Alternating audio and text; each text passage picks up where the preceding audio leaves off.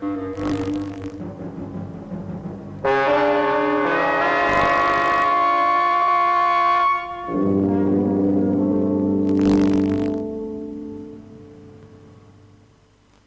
n'y a pas de solution parce qu'il n'y a pas de problème, proclamait Marcel Duchamp. Le regardant d'une photographie à une autre, je m'étais dit qu'il ne serait pas facile de comprendre un Marcel Duchamp. Puis, l'observant qui passait ses toiles en revue, il m'était apparu exactement comme un stratège de la vie et de l'intelligence. Un stratège qui depuis longtemps avait préparé ses systèmes de défense.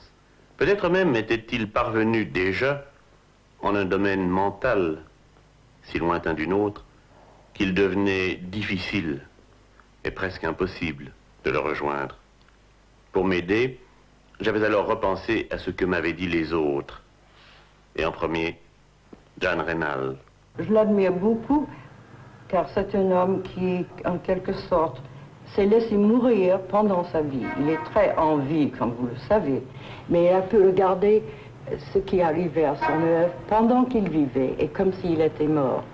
Georges Temfli. C'est extraordinaire dans le sens que c'est un personnage qui a une influence folle, encore aujourd'hui, sur les jeunes gens, surtout les très jeunes artistes, et qui a gardé cette influence qu'il a toujours eue, du reste, mais elle est tout à coup devenue plus forte de nouveau aujourd'hui, après une trentaine d'années dans lesquelles, au fond, il n'a presque pas fait de la peinture. Bill Copley. Tout le monde parle de l'effet qu'il n'a pas peint pour plusieurs années. Mais c'est pas vrai. Parce qu'il est peut-être le seul qui a découvert que la peinture, c'est une chose qui, dans ce siècle, certainement, qui a quitté la toile.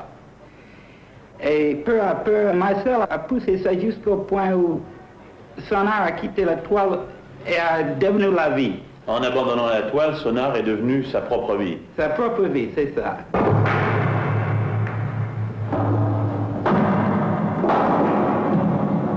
La répétition est le contraire du renouvellement, donc c'est une forme de la mort. Dès l'instant qu'un monsieur ne fait pas comme les autres, il est dandy. L'ésotérisme n'a pas de mots pour s'exprimer.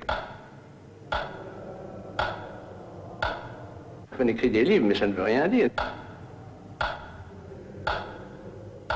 Le verbe être, par exemple, est une chose d'un douteux fantastique pour moi.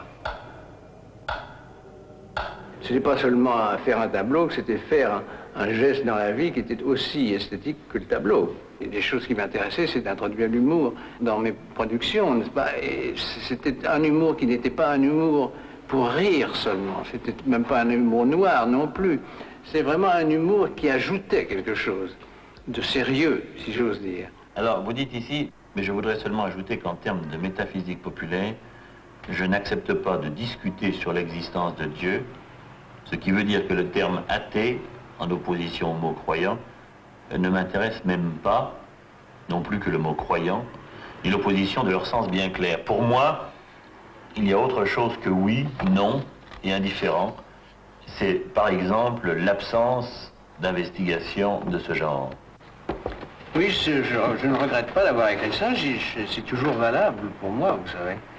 Aujourd'hui encore, je suis tout à fait d'accord que le positif, le négatif et l'indifférent ne suffisent pas pour expliquer, pour donner quelque chose. Vous me direz qu'est-ce que j'ai fait avec ça, je n'en sais rien, je vous le dirai, on le dira plus tard, peut-être si j'ai fait quelque chose, ça m'est égal, c'est encore une chose qui m'est égale.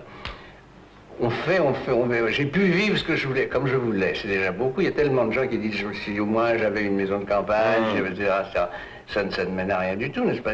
Moi, j'ai obtenu à peu près ce que je désirais, au point de vue vie quotidienne. Oui, ça rappelle un autre aphorisme qu'on vous attribue, je ne sais pas s'il est vrai, c'est « il n'y a pas de solution parce qu'il n'y a pas de problème ». Tout à fait, je suis très fier de ça. Peut-être la philosophie la plus courte. C'est Manin qui a inventé ça aussi, lui, il a dit, il n'y a pas de problème, il n'y a que des solutions. L'artiste tant qu'on veut, et on ne peut pas aider un autre homme, chacun l'individu pour lui, car je ne suis pas du tout de l'avis de la fourmilière qui nous attend dans quelques centaines d'années. Donc je crois encore à l'individu et chacun pour soi, comme dans un naufrage.